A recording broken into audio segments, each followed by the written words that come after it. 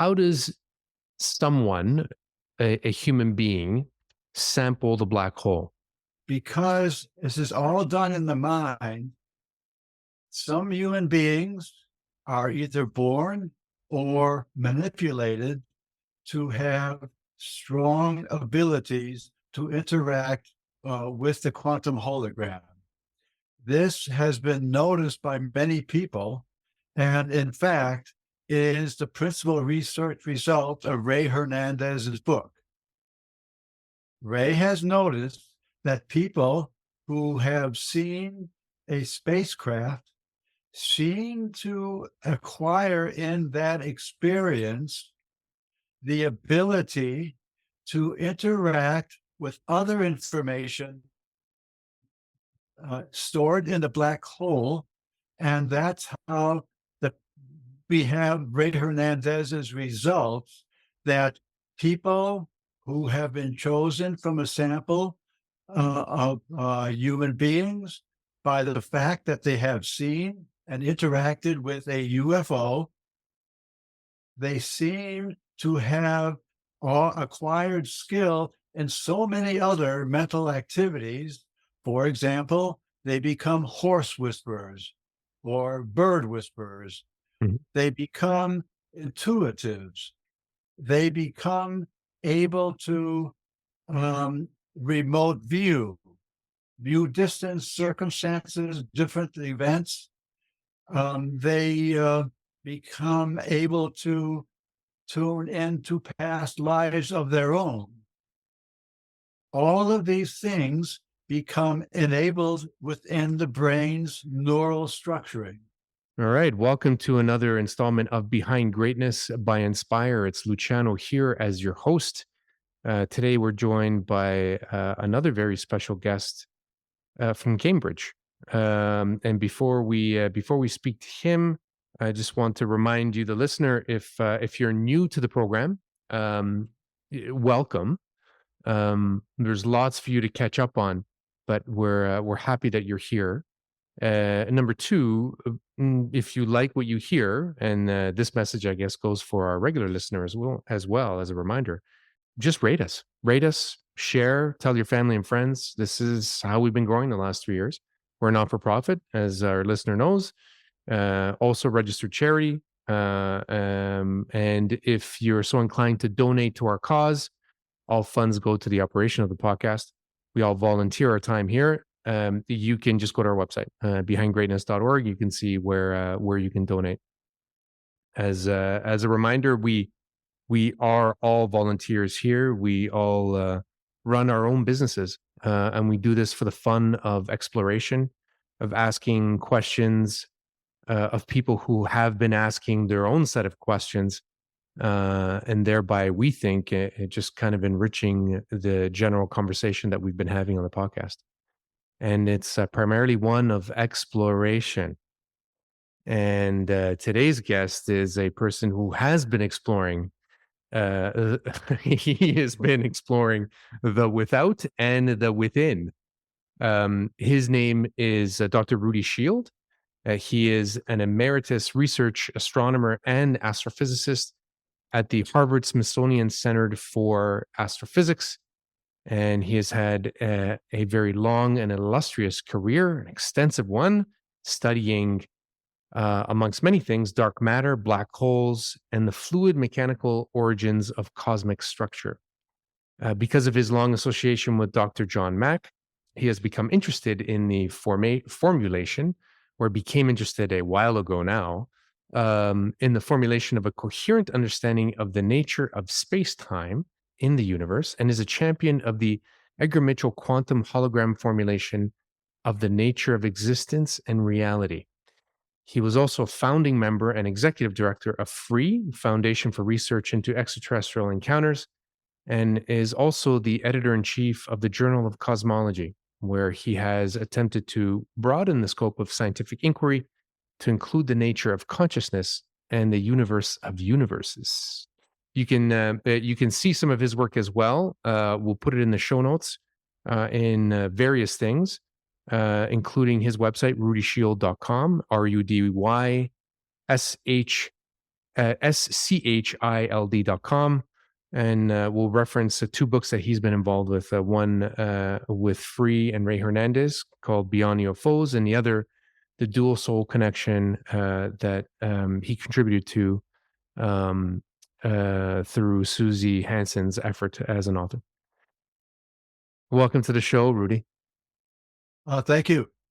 It has been Dr. Schild up until recently, where you and I had an agreement. We had a pact. I would call you Rudy, and you would not make fun of my beard.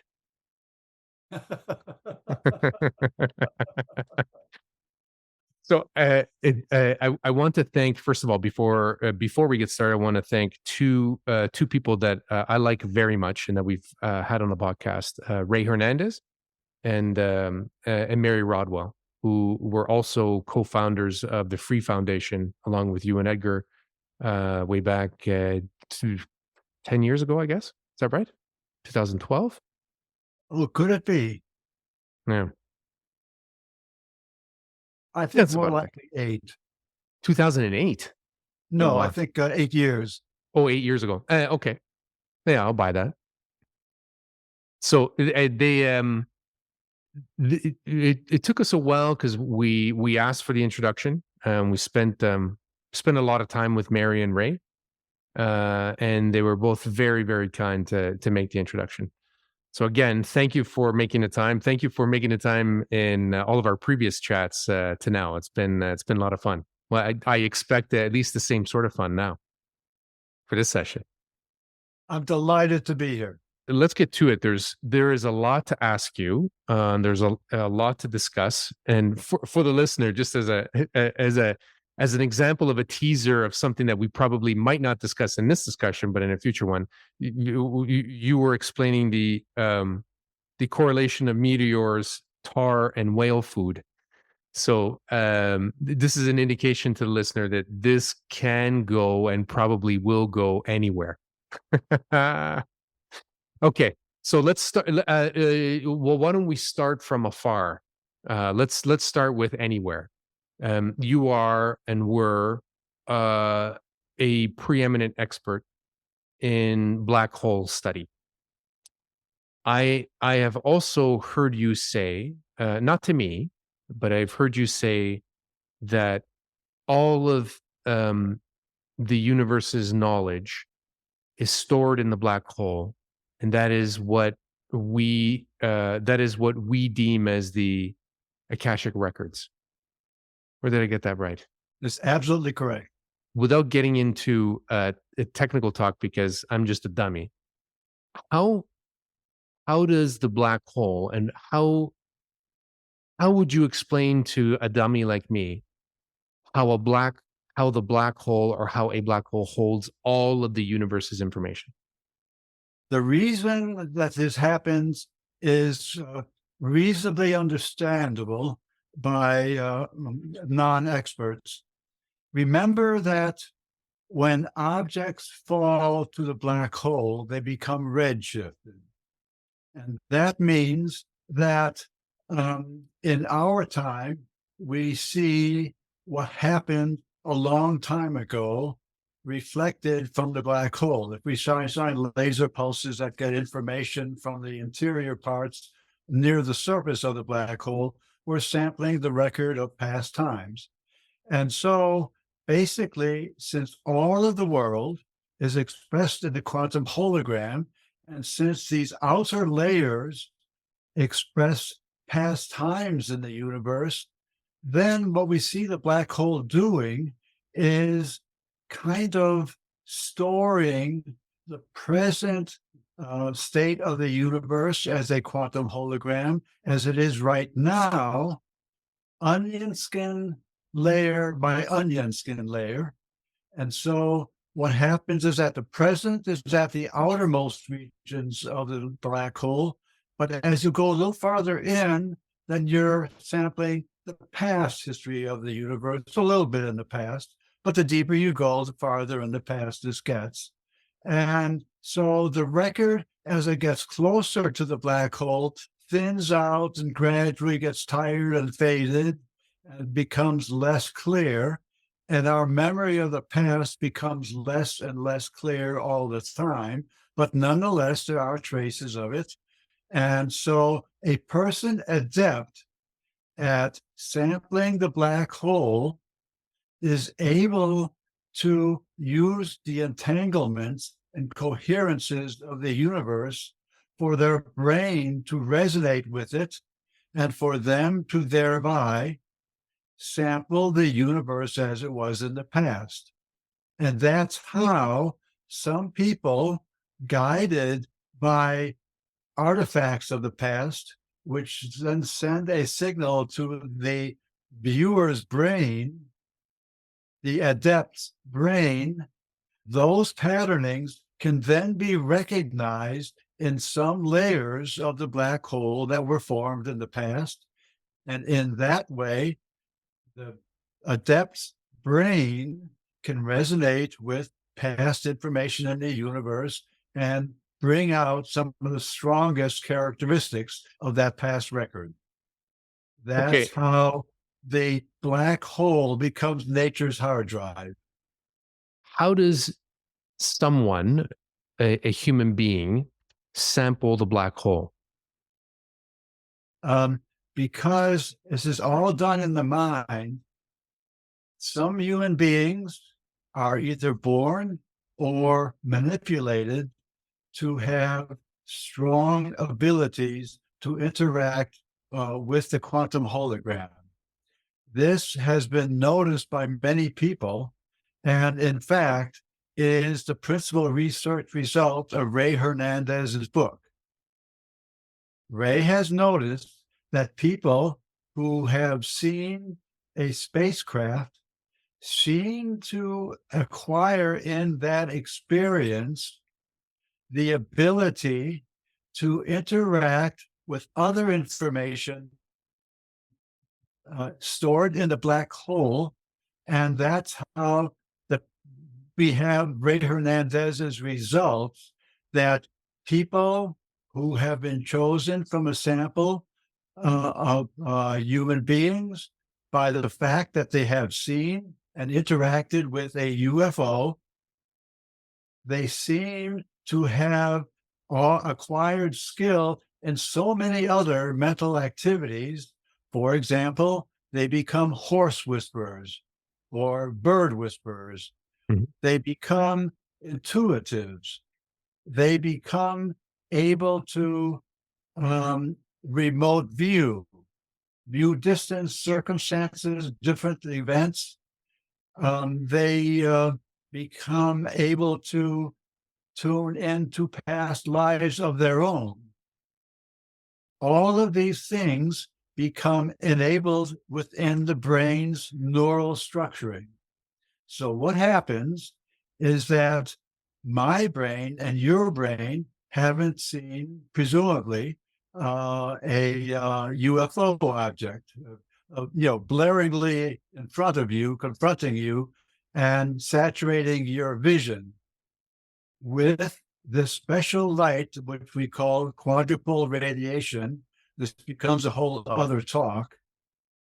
Anyway, this light now makes new neural pathworks in the brain. It enhances the density of structure in the brain through the usual process of neural connection increasing.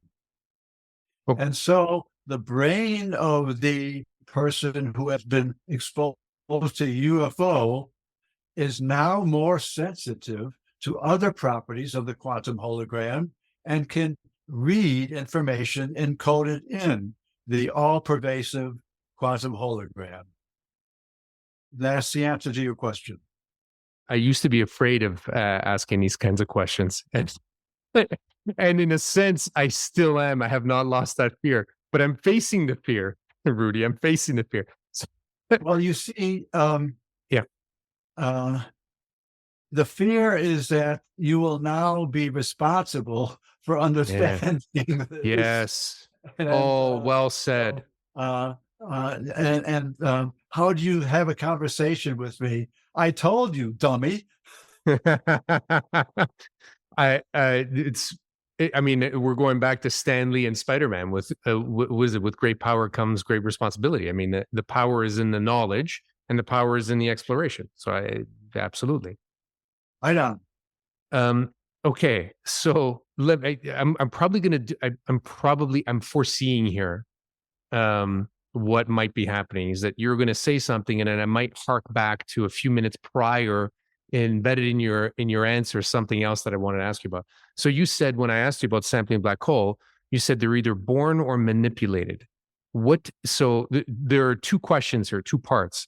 Number one, why are some of us born in your estimation and in your science? Why, or in the science that you've conducted, not your science? Why are some people born having this capability or obvious capability, and some perhaps not as obvious? And then number two, you use the word, so you said either born or manipulated. What does manipulated mean? Just kind of two questions there. Well, we'll start with the second one first because that's the easier one. Okay. Manipulated means, as I said, basically, if you were exposed to the light of the spacecraft, then the brain is restructured with the addition of neural pathworks that make you more sensitive to that light, to that three-dimensional structuring in the universe that is also at the basis of information storage in the quantum hologram. So that's the easy one. Well, let me stop you there. Let me stop you there before you go to the born with and born without. Yeah. What does that mean, exposed to? So what is it about the light of the UFO? Yes. The light of the UFO differs from ordinary light that you and I see. Now, this gets technical, and I'll try to say it as simply as possible. Please. It's a topic that ordinarily technical students, engineers, and physicists learn in their junior and senior years in college. And if they go to graduate school, the first and second year of graduate school, where you're exposed to Maxwell's equations and the theory of electromagnetism and electric and magnetic fields, and how they can be manipulated by a light source to propagate electric and radio waves that are in common use in our society today. Now, these waves have a certain property, and that we call them dipole radiation. And that means that they just go popping along, bopping away from their source and go farther and farther away. And that's a very simple kind of radiation that's well understood and at the basis of our radio and television sets and light bulbs and so much of what we do. They're generously supplied by sunlight in the daytime and so on.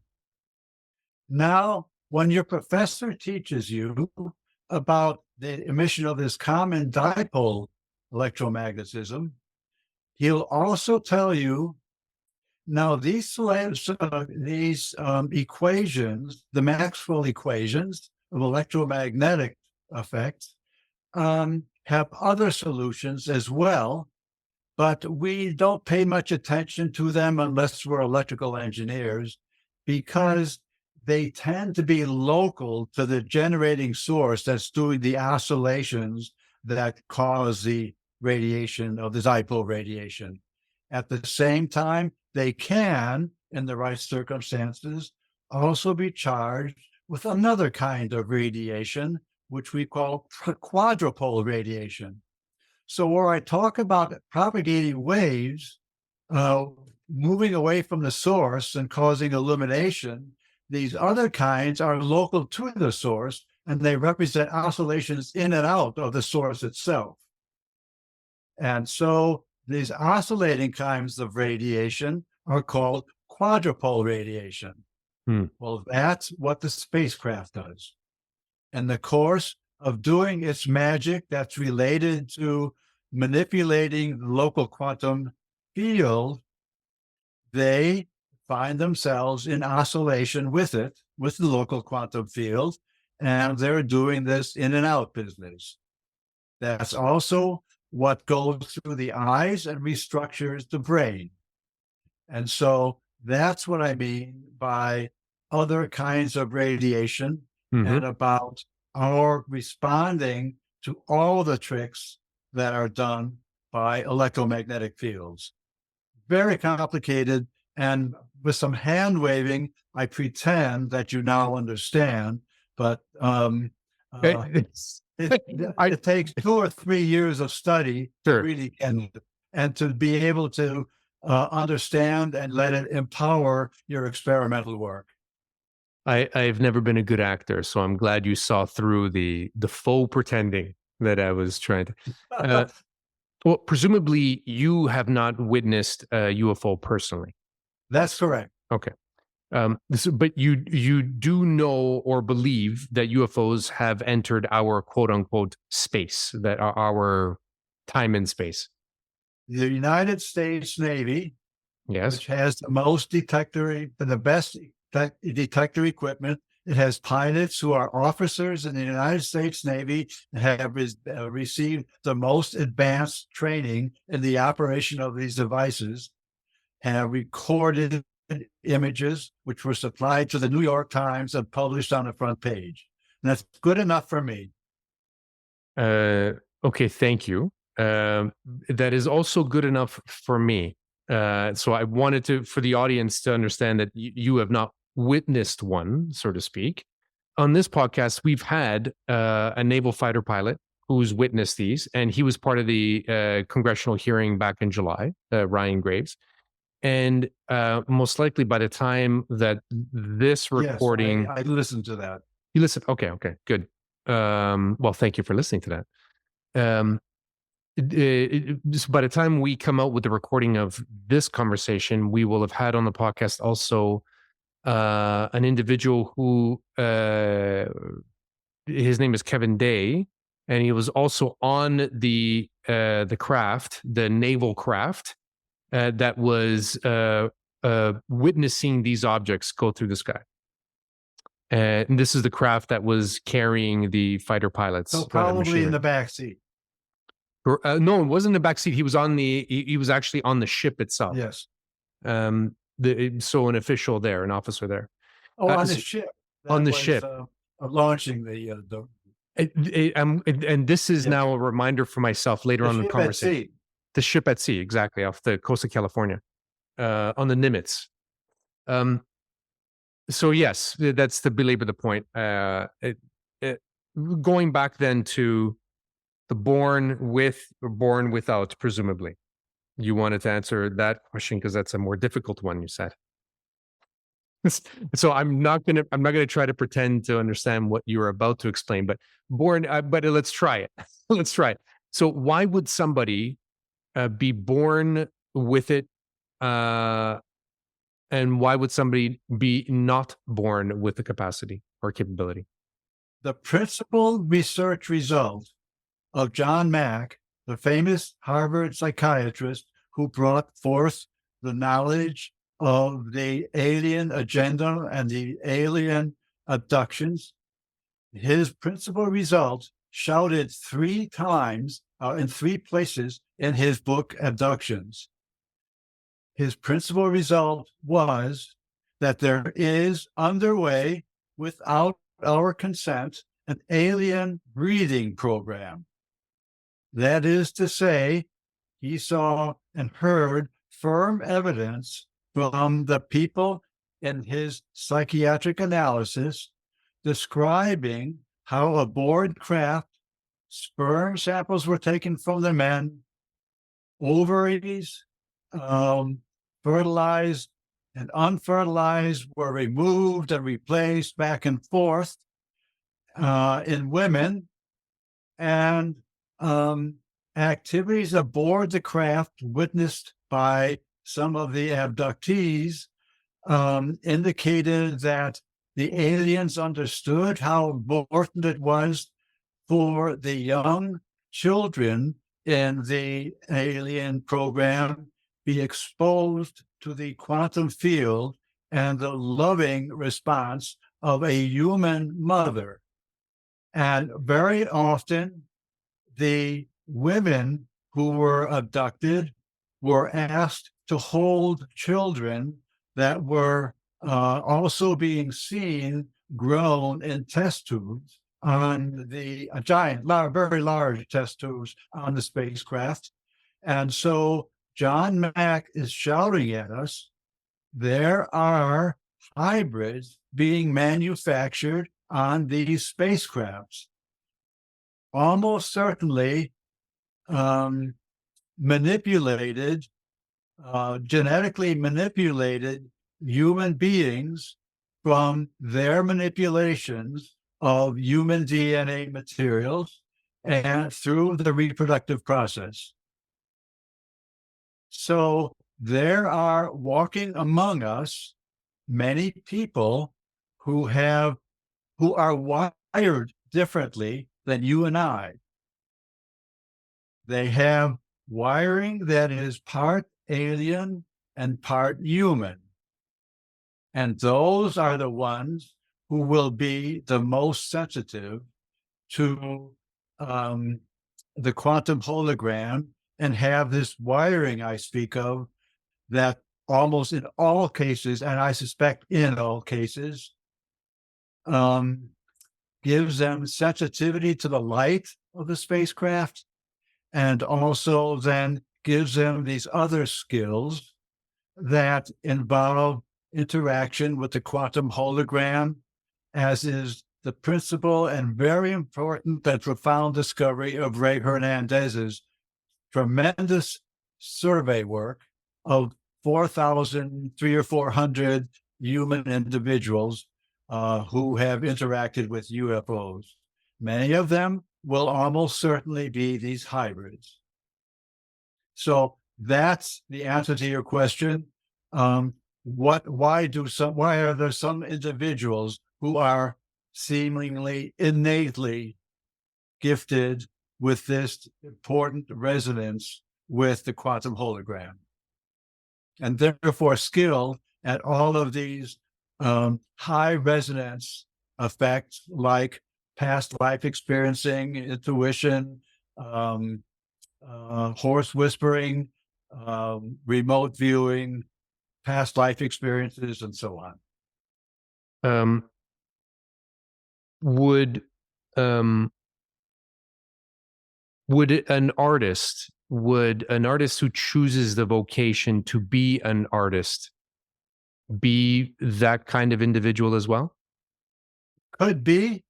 However, it's also equally likely that a psychiatrist who makes a career of exploring people's minds does so with the knowledge and wisdom of an even more powerful mind, and is looking for a perspective on his extraordinary gift, and enjoying the craft of understanding the minds of other individuals with a view toward helping them with his rather advanced knowledge of what the mind does and can do. Are you saying that Dr. John Mack was a hybrid as well? I have heard no evidence from anything he said that he considers that he is a hybrid. So I would say there's no evidence, and so I have no answer to that question. Sounded like you were insinuating that he could. It sounded like it, perhaps, when I spoke and took the example of a psychiatrist. Okay. It's also true that an artist, which was your example, might have a special gift to see symmetries in nature, or to see forms that are natural to other living materials, and perhaps in his art can capture that more successfully than a less gifted artist. Okay. So I think at this point, what I want to do is I want to give a little bit of background to the listener, because you have mentioned a few names, including John Mack, or we have, and I want to bring especially the new listener, the newish listener, on board with us here, so that nobody gets lost. We don't have the risk of people getting lost too much. We were introduced to you, Dr. Rudy Schild, about last year when we were engaged with Diana Pasulka, who is a professor of religious studies who took 6 years to write a book that she didn't intend to write, but brought her down like a path, Indiana Jonesic path.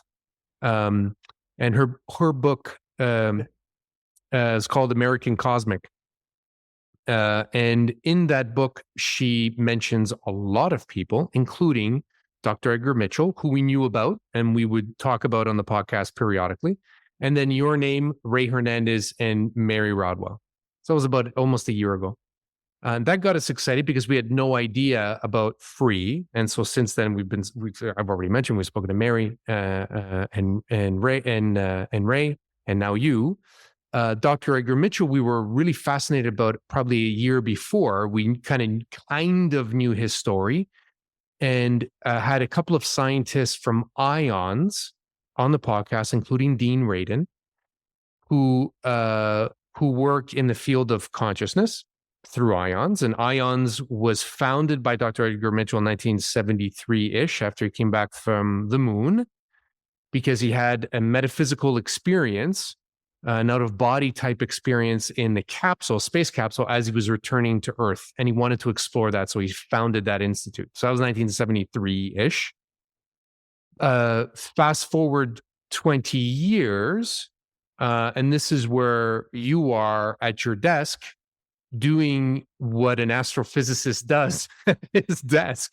And you get a phone call from Dr. John Mack, who's a psychiatrist at Harvard, very well known and very well respected. And I'm just going to fast forward for the sake of the listener, and then we'll go back. You become friends with Dr. Edgar Mitchell in that decade, in the 90s. Is that correct? That's correct. Okay. And you become what seems like you find that you are kinfolk in your view of the universe. Which to me, as just an outsider who found out about this 25 years later, is pretty exciting. So that's what we're doing here in the podcast for the new listener. So we're discovering this.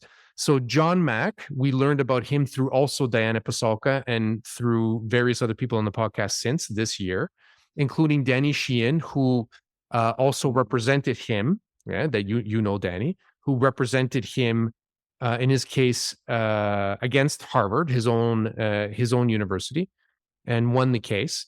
But you had a specific relationship with John Mack that started to flourish after that phone call. So it maybe, because here's my question, and it's a two-part question that are kind of related and not. Is, can you bring us to the point where you were working on your astrophysics career in your 40s and 50s when you got this phone call and seemed like a pivot? Can you bring us through that? So that's kind of a request more than a question. And then the second thing is, what the hell is a quantum hologram? Okay. So going to John Mack first. Yes.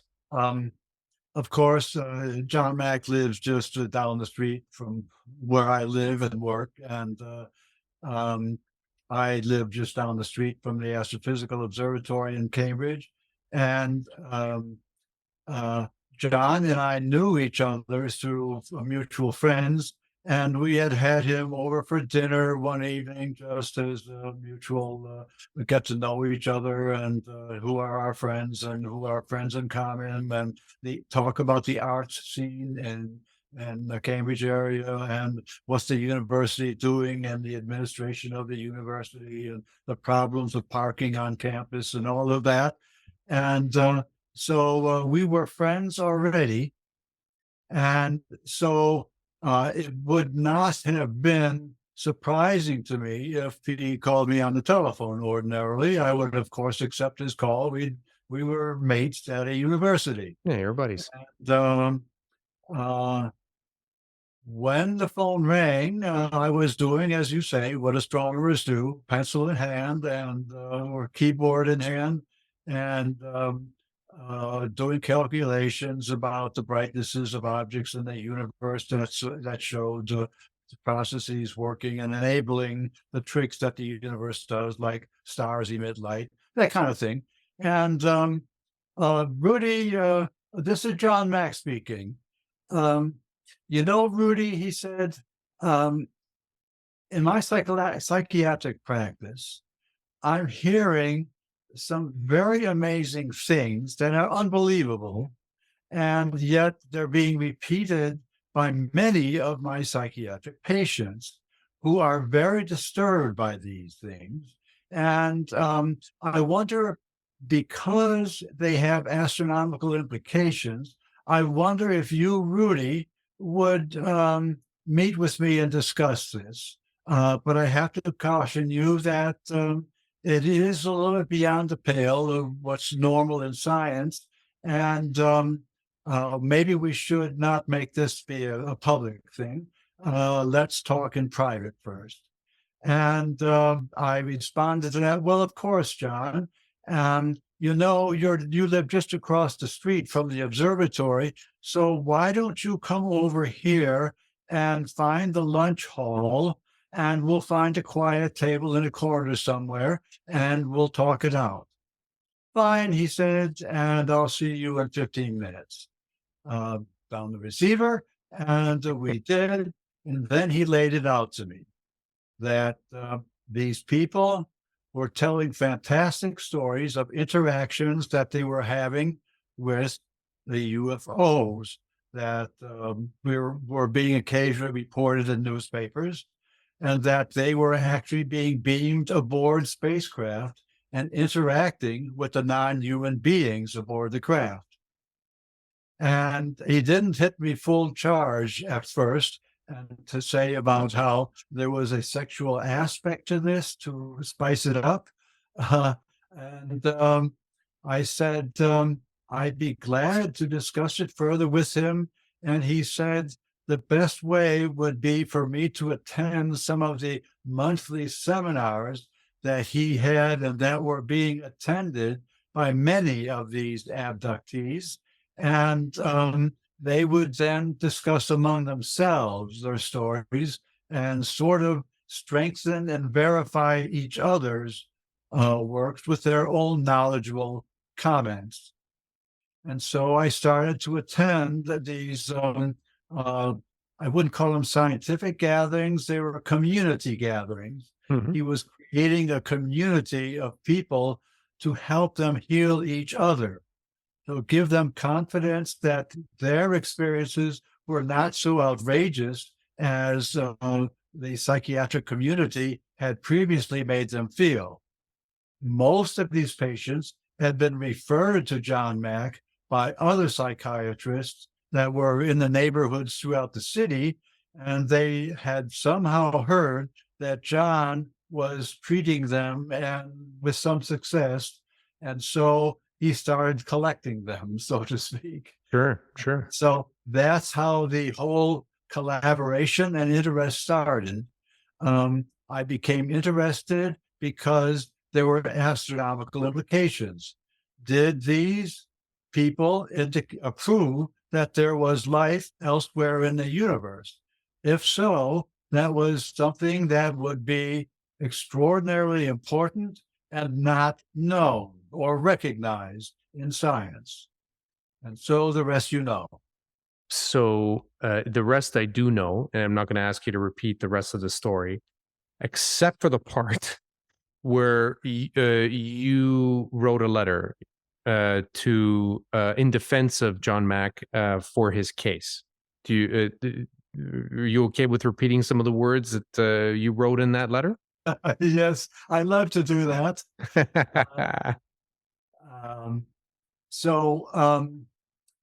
A committee was formed by the university when alumni were starting to hear with alarm that a Harvard psychiatrist, a professor, and in fact, a director of the psychiatric hospital, was starting to say that he had among his patients people who apparently had been aboard spacecraft and had interacted with non-human intelligences.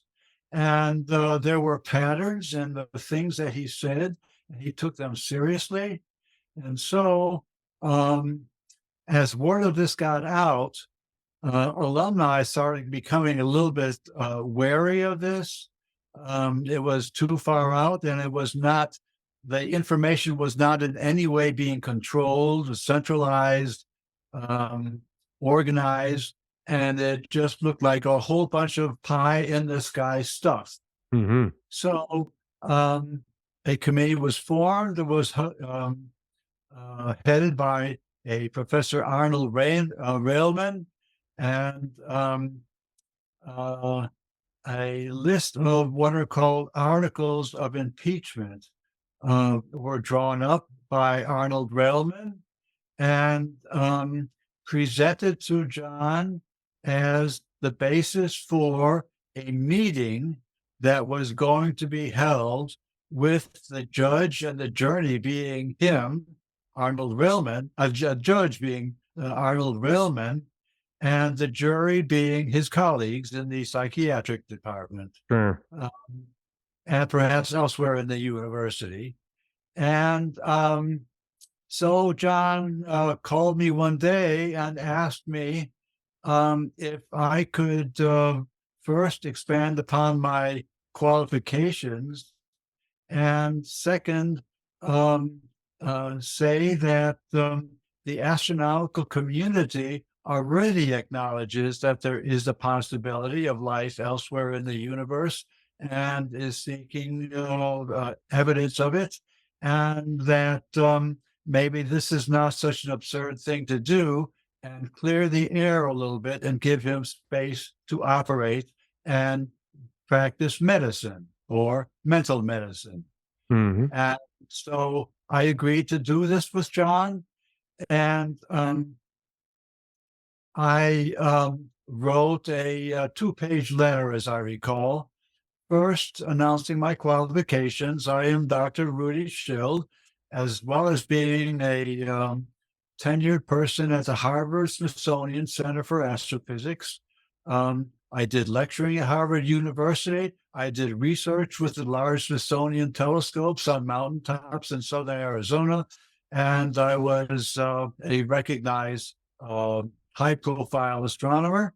And I did not think that the work he was doing, John, was doing, was so outrageous, because we did recognize today that conditions for life like those on Earth would almost certainly exist elsewhere in the universe. And so why not get busy and study these people and see what we can learn from them? I then went on to say and conclude that if this witch hunt against a renowned and competent psychiatrist were to be allowed to continue, that Harvard University would be viewed in the hindsight of 300 years future history as Galileo versus the Catholic Church. I submitted it to John, who forwarded it to Danny Sheehan, who then attached the boilerplate to it that was already agreed upon by John and Danny separately. In other words, John and Danny had to write the part that answered specifically the charges that were listed against him, the so-called articles of impeachment. What exactly had he done wrong that was objectionable to the universe? So that was, I believe, a 10-page letter. And then my letter was modified very slightly with, again, to make it look like it was formatted and in the same voice as the rest of the submitted document to the Railman Committee. And a copy was sent by John to me, and I looked it over and made sure that my favorite sentence was indeed there, and it moved from last place to 2/3 of the way through the document. Right. So it was there to fuel rather than to be the fire. Is that it? Rather than to summarize and be the high point. Got it. End with a bang. But the idea is that it was still there. Your Galileo comment was that still was there. sufficient. It's fantastic. What was your belief system before John Mack turned you on to what he was discovering? Oh, I was a real asshole. I would tell people, UFOs, are you kidding me? I'm the guy who's at the place with the best vision of the sky, the southern Arizona arid mountaintops, operating telescopes all night, going outside routinely to be sure there are no clouds in the sky disturbing our observations. And if anybody should be seeing UFOs, it's me. And I said, don't forget, look at our NASA space program as it was at the time, 1969. Notice that everywhere we go, there's a garbage dump. There's a crashed spacecraft. Where is the garbage dump? Where are the alien garbage dumps on Earth? Where are the crashed alien craft? Well, that's a weak point because there is Rodwell. It happened in 1947. I didn't know much about it at the time. I learned since much more. And so this was the basis for my viewpoint. But also, in a sense, you could say that I was wounded. This in the sense that I'm the guy who sits on the mountaintop and runs telescopes. Yeah. Some of them not only in southern Arizona, but the large one at Mount Mack in Texas. And I would occasionally at night get a phone call from somebody who said, could I talk to the astronomer, please? And yes, I'm the astronomer at the observatory. What's your question? And he would say, well, we see the moon rising, but it's crooked in the sky. And there's something wrong. Would you come out and look? And I went out and I did indeed see the rising moon, but it was just in that point in its origin when it was maximally pointed down toward the sun, which was down low in the sky or down below the horizon, but low in the sky. And so it raises a little bit lopsided looking. So I explained this to him and he said, well, I showed it to about 5 of the people here at the bar. And I kind of stopped listening at that point and chalked it up to, oh, yes, another one of those. Another one had happened, and oh, there are stars flashing all over the sky at night. And I had to explain about meteor showers. And again, oh, but they're moving in the sky and so on. And again, well, there were plenty of us at the bar who saw this. Again, chalk it up to one of them. So that's how I viewed it, and that was my response. And I changed my mind quickly after I read John's book, Abductions, which got published just shortly after the 10-year a thing had happened. I'm sorry, actually, Abductions were published before the 10-year review. But anyway, I read that book then and came to see the pattern and think it was highly interesting. And maybe we better be a little patient with this. Well, yeah. So you be patient. There it is. There it is. I got it. On your recommendation, I got it. I have not started it yet, but perhaps I'll have it done before the end of the last of our recorded interactions. That's my goal. You need a boring vacation, pal. What's you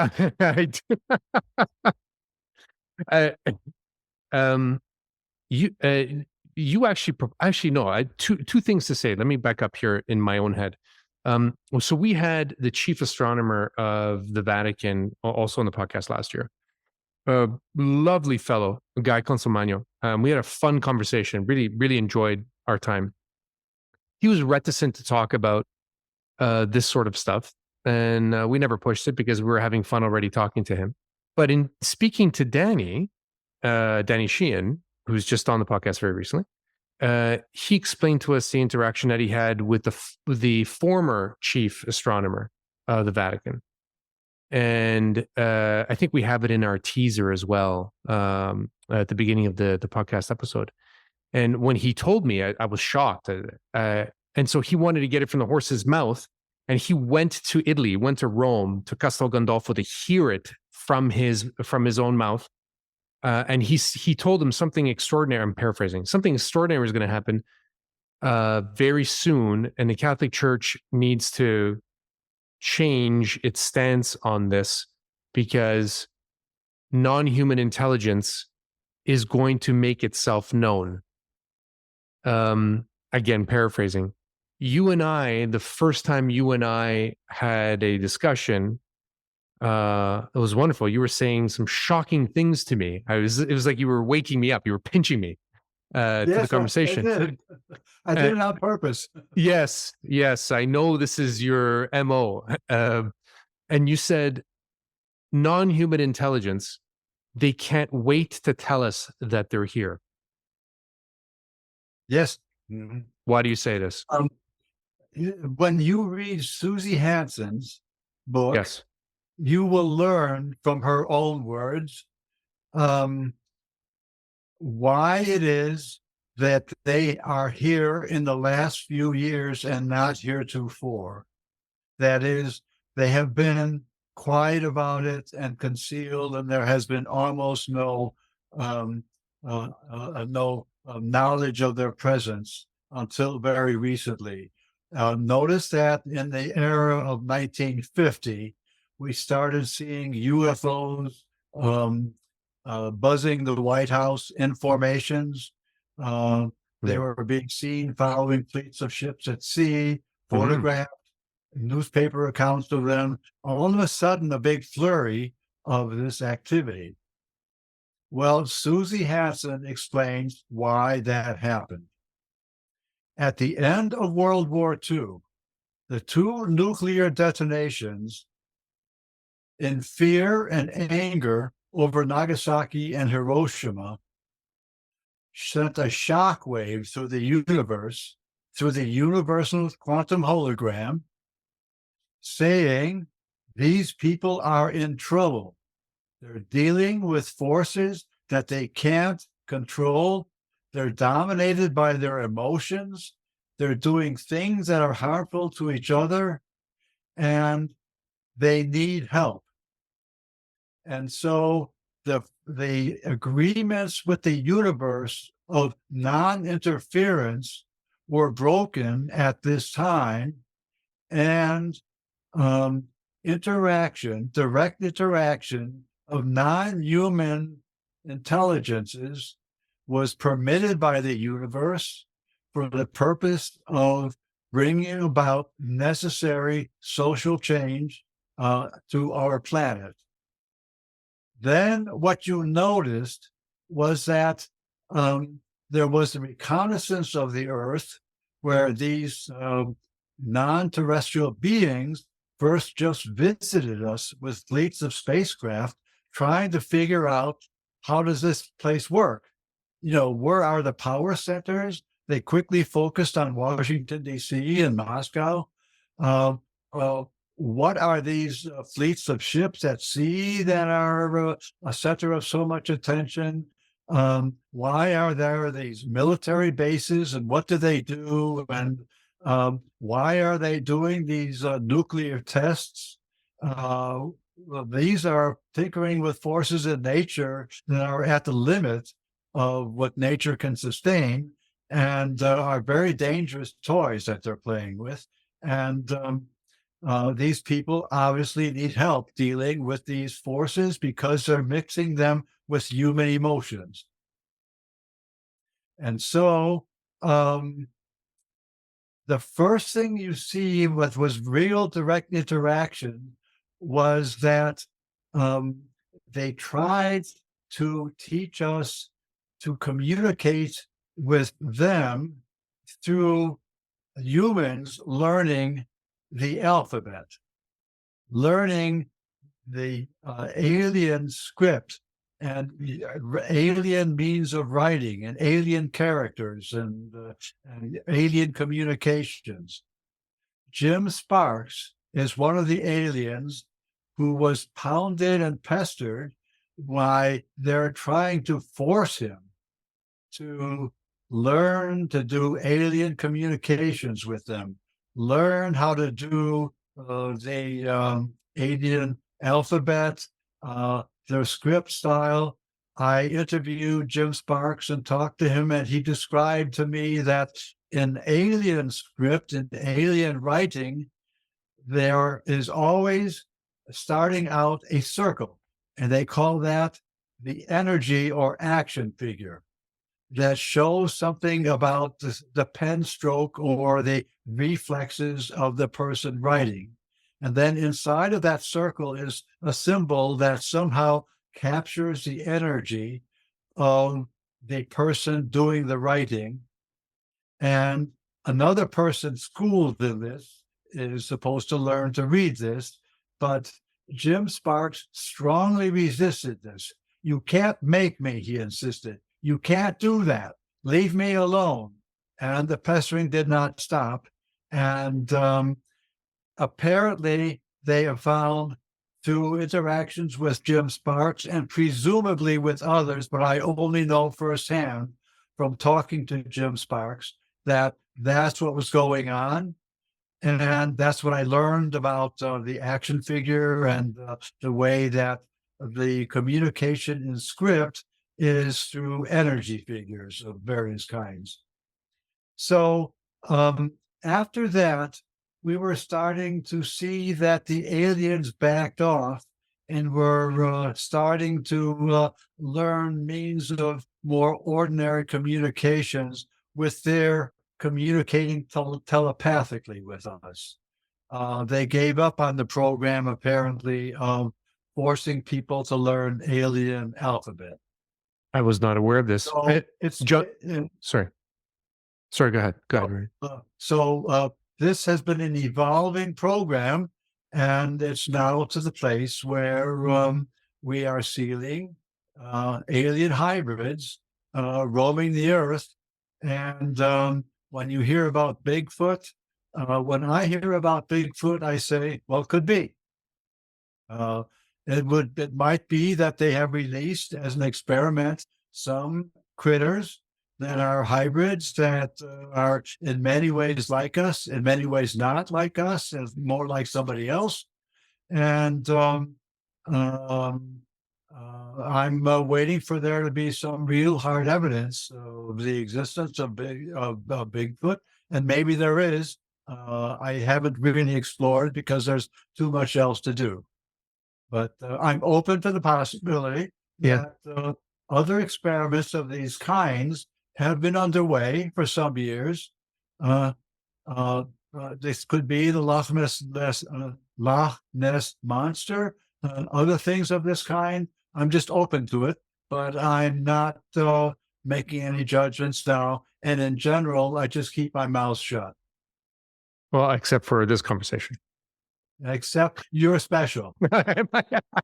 It's the beard. Open to it, you're inquiring, and you're giving it due attention and propagating it in a decent way, to trying your best to make it accessible to all. And I admire you for that, and I want to cooperate and enhance your efforts. I appreciate that. I mean, yeah, like you, we just want to stay curious. Speaking of which, we've never heard of Jim Sparks. Is he still around? Probably so. I don't know. He was at my home for a few days and talked about his experiences and how he tried to avoid the UFO contacts, and it made a mess of his life. I had a good relationship for him for only some months, and he disappeared again, and he's hopefully enjoying a good human life, but I don't know anything further. You might do a web search and see if he's published anything of this kind. Well, yeah, I've made, I put a couple of asterisks here because I know I've come to the point when I write notes and I put an asterisk beside something, I'll forget because I will have 10 to 12 asterisks on a page, and then, an asterisk means nothing anymore. So I have to put 2 to remind myself that that's important. For the biggies. Yeah, for the big, exactly. When we were talking about Edgar Mitchell and entanglement. Oh yeah, we haven't talked about the quantum hologram yet, but maybe this ties in. I don't know. You said that entanglement, his ideas on entanglement, also described how a spacecraft would go from one planet to Earth and how they disappear in an instant. And you said, if you don't understand this, you can't understand consciousness and the alien agenda and the universe of universes. That's some highfalutin stuff. Yeah. Are you prepared for 12 segments of this? Holy smokes. The answer is bring it on, brother. The long answer is I'm not sure if I am. Yes. Okay. All right. It'll be humorous. Hey, okay. Well, so we want to get a comedian on the program. There's something about humor that it connects us all. What is it in your thoughts? What is it about humor? Humor is the recognition that something that is at first seemingly absurd is in fact extremely profound. There's an aha moment there that we interpret as humor. It's a recognition, a moment of recognition.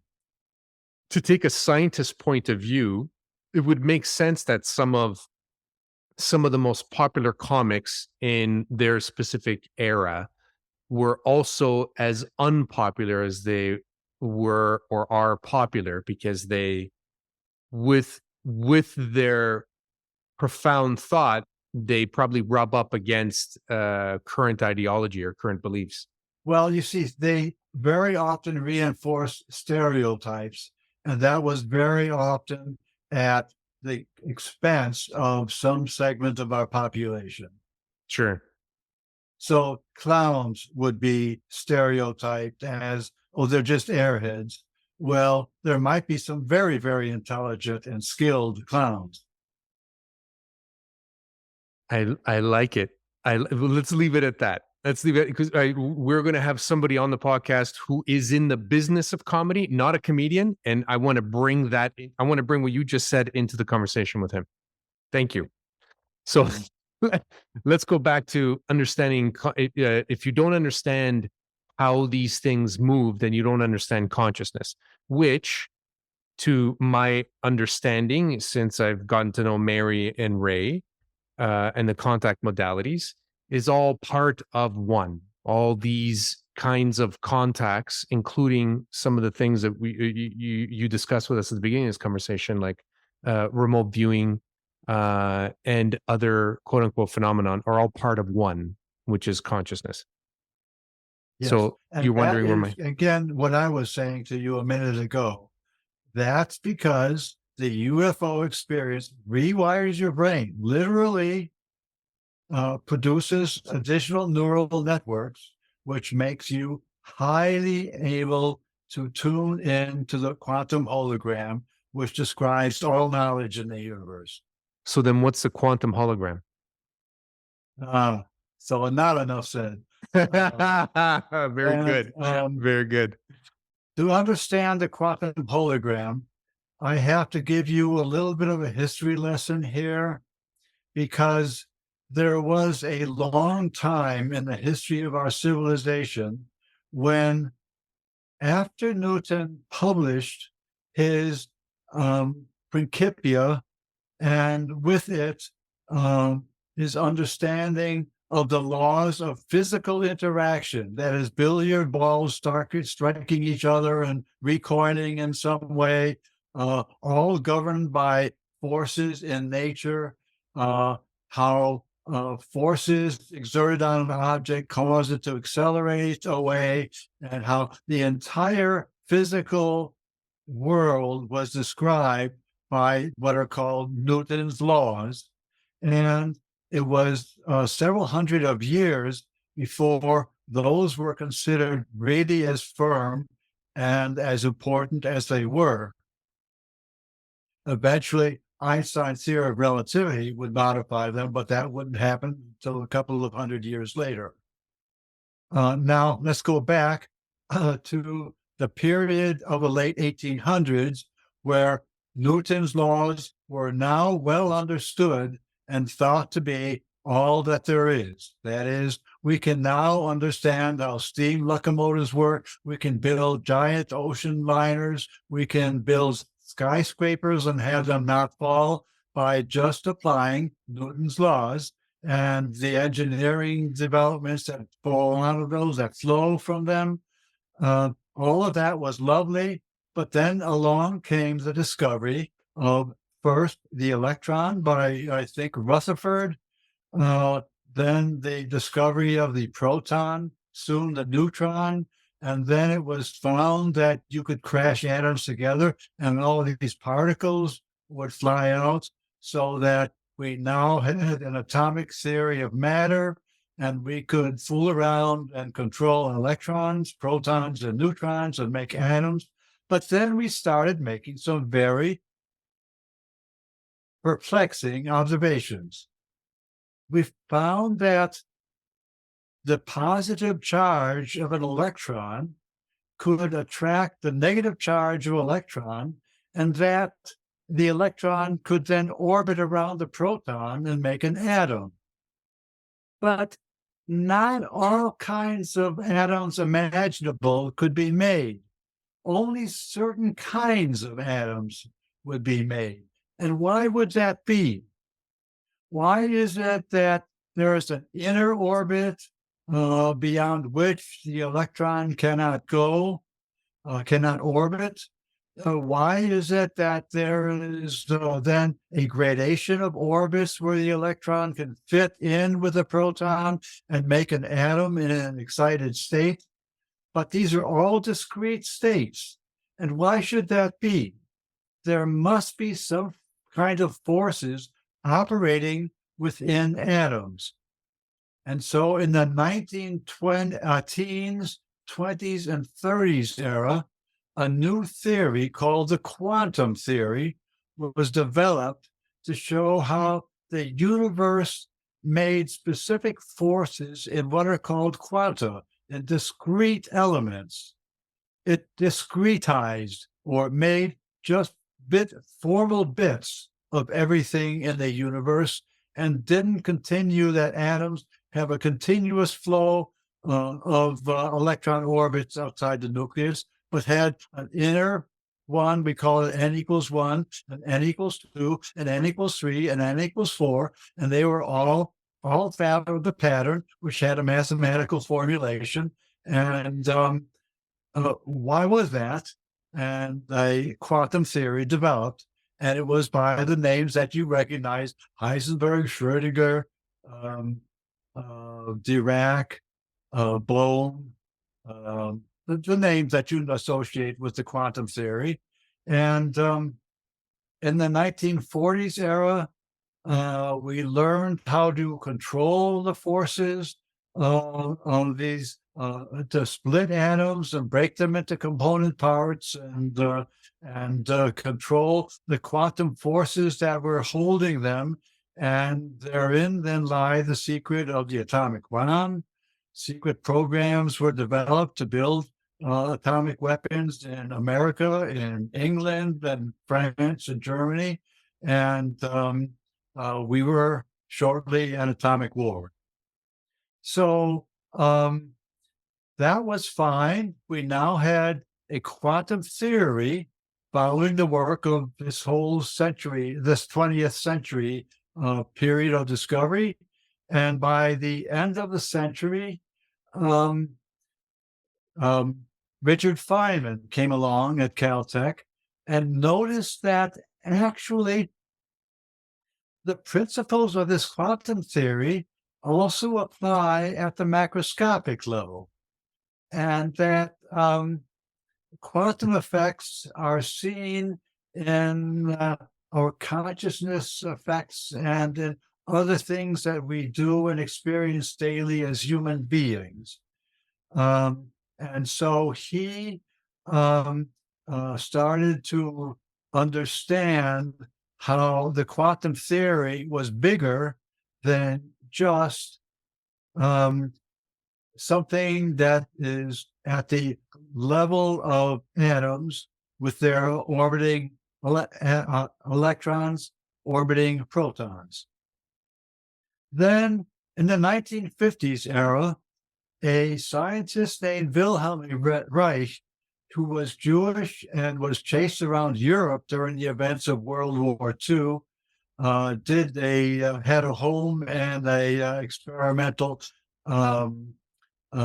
position in Oslo, Norway, for much of the duration of the war, but toward the end of the war, sought safety in the shores of the United States and moved to Rangeley, Maine, where he set up a home and a laboratory to do experiments with the kinds of forces that Richard Feynman had just begun to tap into. Unfortunately, Wilhelm Reich was in Freud's circle as a young man and was approximately 50 years old in the 50s era, and was doing experiments and reinventing everything and not understanding that the theoretical basis for what he was doing was this quantum theory. So he renamed everything and called it orgone energy and developed a whole science that became parallel to the development of the branch of Richard Feynman's work. And his work was not recognized, even though he had successful developments. He could bring rain to the blueberry farmers in Maine, got money for that. They were having a tremendous drought, the way we did here in New England last year. And they begged him and finally paid him to bring rain, and he did. And did likewise then in the deserts around Tucson, Arizona, where he did experiments with his cloudbuster machine. But unfortunately, he didn't understand what the physicists were talking about, and the physicists didn't understand what he was talking about. And unfortunately, Wilhelm Reich found himself stepping on people's toes in the McCarthy era, where anything that could not be understood as purely 100% American was suspicious. And in the end, Wilhelm Reich, a brilliant scientist, one of the most brilliant of all time, died in federal prison.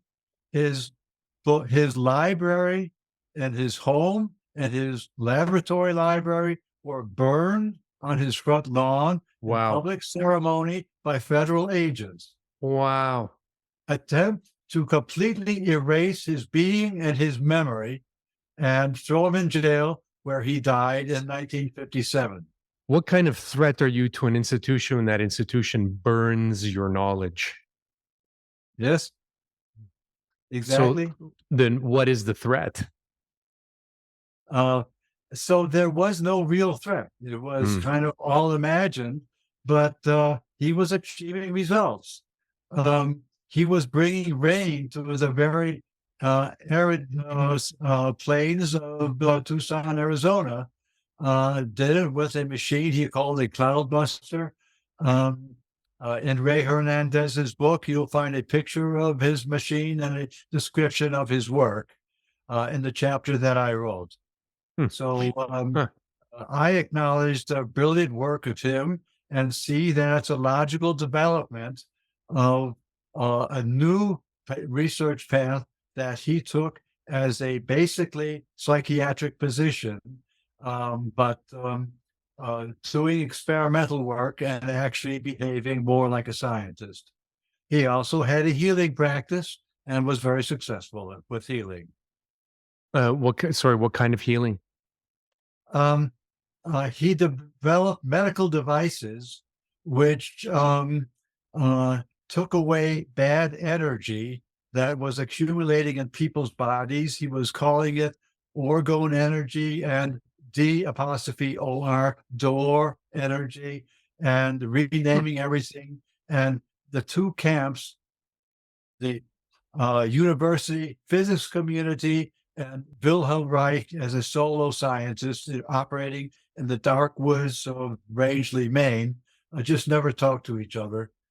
Edgar Mitchell went there in my company, and we went and visited the laboratory, and Edgar understood perfectly what Wilhelm Reich was doing and understood at my urging or my sponsorship, understood that this was the result of quantum engineering or quantum medicine. And Edgar understood the importance of Wilhelm Reich's work, but he is defamed by everybody else. It's curious that Wilhelm Reich, a brilliant man, wrote a book on psychiatry. I wish I could quote the title of it. I'm putting a double asterisk beside it. It's extremely popular book that's basically all psychiatric students read in their first year of psychiatric studies, but they are instructed, do not read anything he wrote after this book. Yeah. The most brilliant book on problems in human development in psychiatry, and yet don't read anything more. Does that sound right to you? Well, yeah. Those are that smacks of the book banning by the Vatican, especially for the books written by Giordano Bruno on cosmology in the universe, and later Galileo. Mm-hmm. And yeah, right, of course, Galileo. Was under house arrest. They didn't kill him, but he was under house arrest, and I believe excommunicated by the Catholic Church. Now, at that time, excommunication was kind of a death sentence. Yeah, it's huge. Because at that time, if you were excommunicated, you did not receive any protections of the church. And if you tried to take a trip to Padua, you were very likely to be accosted because you was a wealthy man crossing the plains and escorted by 2 people. Okay, so there's 6 of us and 3 of them. We got this. And, demand money, rape, kill, whatever you have to do. You have no protection from the church. It was kind of a death sentence. And with Giordano Bruno, he was under arrest and then put in solitary confinement for 7 years, and only because for those 7 years he refused to recant. They didn't want to kill him, but they ended up killing him and then cutting off his. Forced in a corner where they had to kill him. Yeah, and they cut it basically by his behavior. Yeah. I mean, his refusal. Yeah, his balls of steel. Am I allowed to say that? So anyway, you asked me what the quantum theory is. The quantum hologram. I'm just starting to say how the quantum theory had to come into existence. It didn't appear in a vacuum. It came out of experimental research in laboratories, largely in Cambridge, England, but Cavendish laboratories there, and then also in America, where the experiments were being repeated, and then also in Berlin, where the work was being published in Psychiatrist. So the leading science journals of the day were published in Germany and Berlin. And so the effort eventually became international. And a quantum theory had to be formulated, and that's the story of how it happened. And then there's a story from Wilhelm Reich that somehow combined with the work of um, Richard Feynman. And only today we can see that they were going to the same place. You visited Wilhelm Reich when with Edgar Mitchell? I did. Reich was already dead. He died in 1957. Oh, okay. I misunderstood. Remember, it had to do with the McCarthy era. Yes. He did not appear sorry. for the McCarthy Commission. He wasn't that well known, but the whole country was on edge about the spread of communism. It was intolerant of foreign thinking, of foreign influences in our society and university system. And so there just was no place for such a far out thinking man in the university community. So my apologies. I confused myself because at one point you said you visited with Edgar Mitchell, but then I misunderstood whom or what you visited. Okay, so this happened in the year, I believe, 2000 or 2001. Okay. Edgar Mitchell and I were speaking at a symposium. We were basically sharing the podium. There was a symposium that was made to bring attention to all of this far-out physics that was starting to go on. It was held in Rangeley, Maine, organized by Michael and Trish Mannion. It was a Cosmos and Consciousness symposium, which developed into an annual event for the next 10 years. And so the three people who were the speakers were John Mack, Edgar Mitchell, and me. So we shared the podium. We both gave a 90-minute we all three gave a 90-minute presentation. And each 90 minutes each. 90 minutes each. Cool. John talking about his abductions work, me talking about trends in modern physics and quantum theory, and Edgar talking about his understanding of the quantum hologram and the experience that he had as the returning astronaut, and talking about his samadhi experience, which he didn't understand only after the experience was over and he had landed on the deck of the aircraft carrier, that he later learned that this is classically defined in Buddhist literature as the samadhi experience. Right. That's his experience in this space shuttle. Yeah, sorry, go ahead. So my spy in the ladies' room, after the three presentations, my wife, yes, they didn't know that she was my wife. And the conversation was, wow, that was really something. We know John Mack, and we've heard, of course, of Edgar Mitchell, the Apollo 14 astronaut. But then who's this Rudy Schild guy? He's really something. Yeah, that's your ego. You like a bunch of ladies talking about you, Rudy. You know that you enjoyed that. Doesn't get better than that. It doesn't.